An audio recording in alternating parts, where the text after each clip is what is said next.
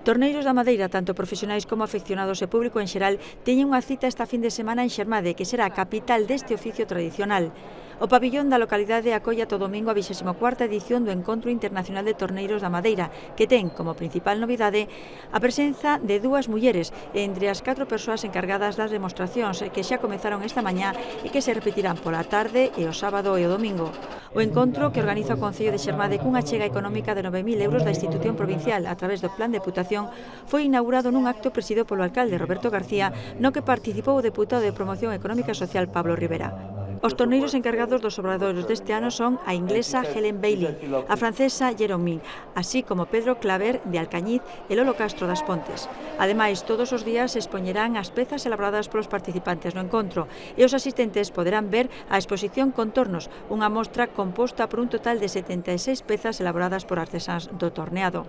O principal obxectivo do encontro de Xermade é dar a coñecer o mundo da tornería para que non se perdan as técnicas que descubriron e perfeccionaron ao longo de moitos anos os nosos maiores.